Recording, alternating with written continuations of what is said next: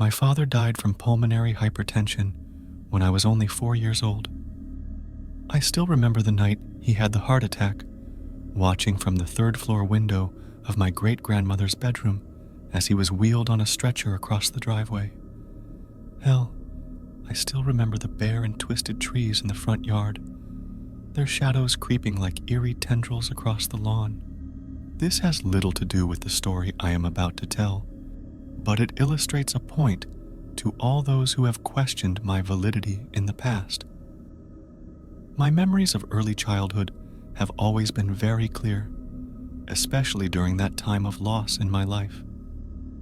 This is not something I imagined. This is not a memory that is vague to me. If I can remember that fateful night, I am sure that I am remembering this perfectly.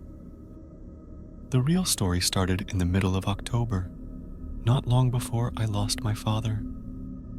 Halloween was my favorite day of the year, and the entire month leading up to it was always a time of excitement. There would be nights where I would lay awake in bed, thrilled by the thought of dressing up as a cat for the 3rd year in a row, and what have you.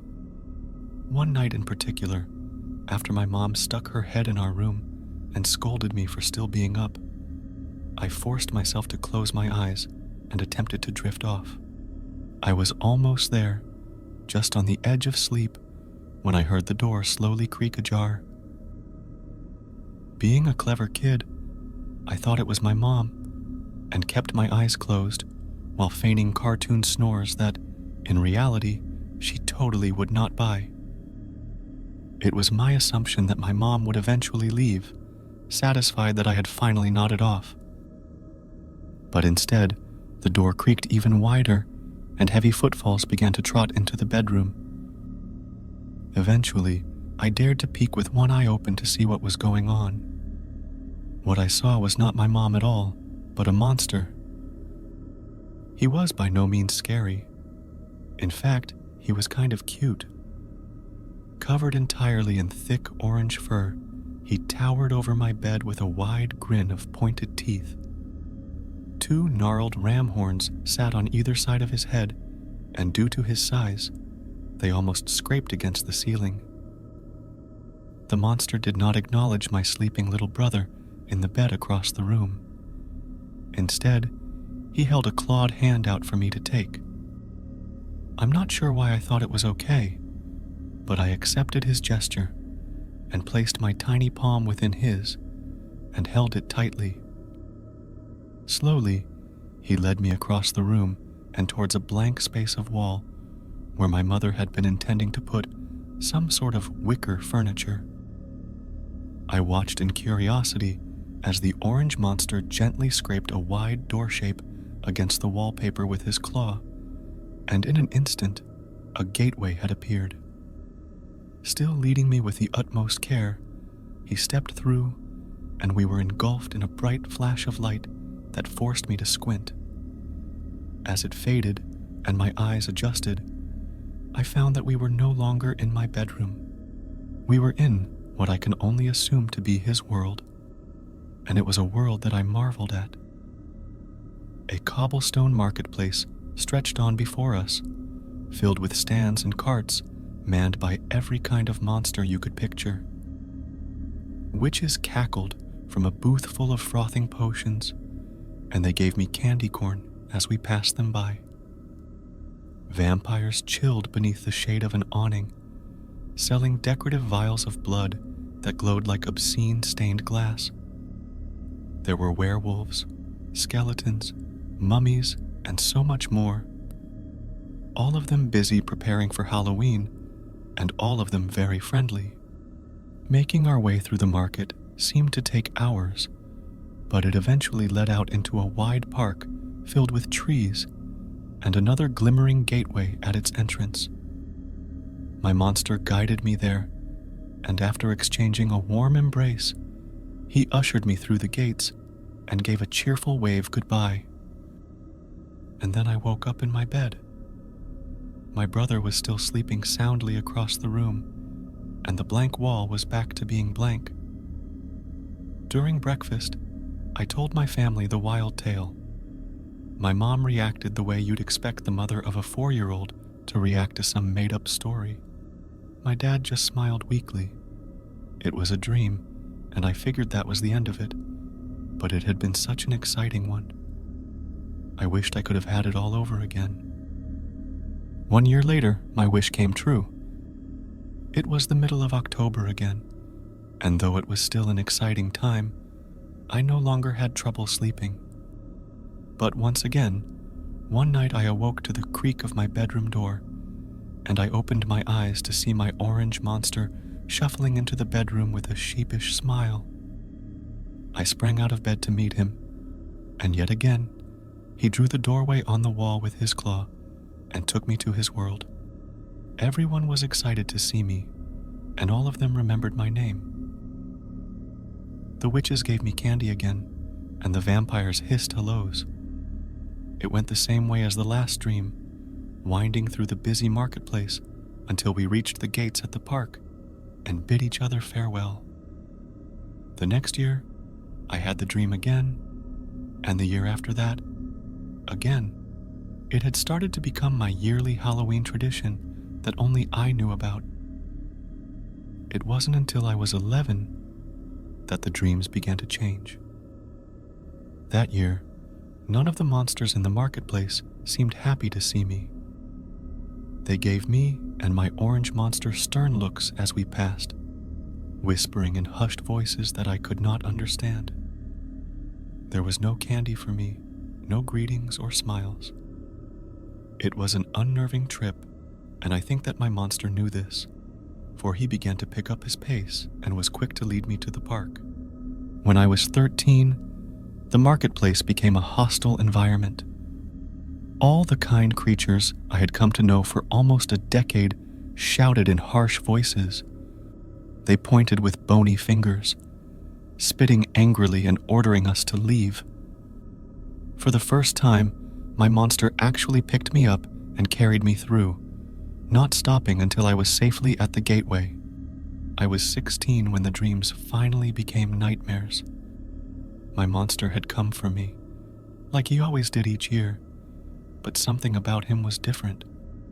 His plush orange fur had grown thin and wispy, and his ram horns had various chips and cracks in them. He still held out his hand and took me through that doorway, but that was a grave mistake. We were chased through the market, bitten and clawed and slashed at. My ears were filled with whispers loud enough to drown in, but nobody's mouths were moving, and it almost seemed like they were being spoken in tongues. I was too big for my monster to carry, but I let him pull me along to the park. The other creatures followed us all the way to the gateway, not leaving any time for goodbyes. I was shoved through and woke up drenched in sweat in my bedroom. 17, my monster was a shadow of what he once was when he came to collect me. There was no chasing in this dream, no sense of imminent danger. There was, however, a massive dread that hung over us as we ambled through the cobblestone marketplace. The creatures stopped still at their booths, black holes in place of their eyes and mouths. They turned and stared as we passed, though they were otherwise motionless. My monster had to stop often to catch his breath before we made it to the park. Before I entered the gates, I enveloped him in my arms and squeezed him tight like I had done as a child. He looked at me with saddened eyes, but grinned with those big teeth and ushered me forward like he always did. When I woke up, I found my eyes were wet with tears. The next year, I wondered if perhaps I would have the dream again. It was very late into October, much later than usual, and I had yet to dream my dream. On Halloween night, after late-night partying with friends, I dreamed in a daze that someone was clawing at my walls. I got out of bed and moved cautiously across the floor to see that the light-filled doorway to my monster's world was wide open. My bedroom door, on the other hand, was shut, and I was completely alone. I went through the gateway by myself, wondering if perhaps he was waiting on the other side. Again, I was met with change when I found the long cobblestone street was empty, void of all structures and life. The only thing that accompanied me were the long smears of dark brown blood and the scatterings of what I could only assume to be flesh. There was a horrible rotting smell that made me cover my nose with the collar of my pajamas and forced me to make the familiar walk with trembling legs. For hours I walked, my bare feet slipping in blood and gore, staining my toes and making me shudder. I called out, but was only met with the sounds of the wind whispering through the streets. As the marketplace ended and gave birth to the park, I came to a halt and my stomach churned violently. There were corpses in my path now, of the witches, the vampires, the werewolves, and monsters. They were mangled, horribly disfigured and discarded in piles carelessly. No longer were they eyeless or cruel-looking, but the friendly creatures I'd imagined when I was very young. I was slipping through more blood, more flesh, and was now dodging bodies and bloody bits of candy underfoot. Straight ahead was the gates of the park, and standing before them was a familiar sight. The recognizable shape of my monster was waiting for me, but his back was turned. His fur was also very patchy, I noticed, revealing a muscular gray body that bulged and twitched with veins. The closer I drew, the better I could hear his deep, rasping breaths. He did not turn to face me, but instead seemed hunched over something. My foot connected with a limb, and I tripped, yelping in surprise. The voice that came from my mouth was higher, though, sounding much younger than that of an 18-year-old's. The sudden cry made my monster freeze, and slowly he turned to face me. In his claws, he held the dismantled remains of some sort of corpse. Its stinking brown blood stained his fur. When he saw me, he grinned with a new set of razor-sharp teeth. The smell of decay breezed out of his mouth, and I found myself gawking at the bits of flesh that dangled from in between his fangs. I was a child then, drowning in my adult pajamas and feeling my eyes well up with tears. I stumbled back to put space between us and choked back a tiny sob when he reached out for my hand. "Why?" I pleaded, overtaken with fear as he drew up to a much higher height and loomed over me. "Because," he answered. It was the first time I had heard his voice, yet I knew that he did not sound that way. He spoke in a low rumble, wrong and inhuman, like something ancient and not of our world. "You grew up."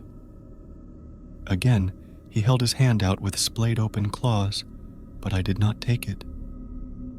I shoved him away and went scurrying over the bodies below, making my way towards the gateway as quickly as I could. I awoke in my room with my mother standing over me, demanding to know why I was screaming in my sleep, and if I needed to go to the hospital.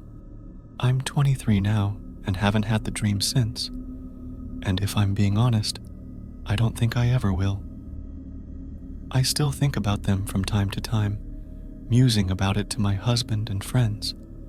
They always shake their heads at me, laughing and reminding me that nobody remembers things like that at such young ages. It must have been one dream, all thought up at once and made to feel as though it had been recurring. But I know that's not the case. I still remember,